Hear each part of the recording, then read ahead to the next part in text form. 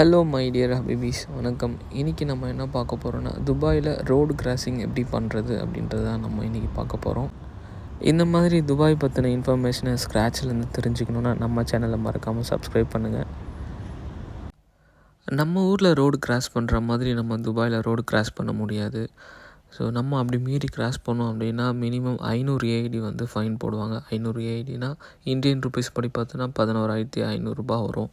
So நம்ம துபாயில் road cross பண்ணணும் அப்படின்னா ஜீப்ரா லைன் அப்படின்னு சொல்லுவாங்க. ஏன்னா இந்த பிளாக் அண்ட் ஒயிட் இந்த லைன்ஸ் போட்டு வச்சுருப்பாங்க. ஸோ நம்ம அதில் தான் நடக்கணும். பக்கத்தில் ஒரு மிஷின் இருக்கும். ஸோ அந்த மிஷினில் வந்து நம்ம ப்ரெஸ் பண்ணிட்டோம் அப்படின்னா சிக்னல் அதுக்கேற்ற மாதிரி க்ரீன் கலர் சிக்னல் விழுந்துருச்சுன்னா நம்ம அதில் போகிற மாதிரி இருக்கும்.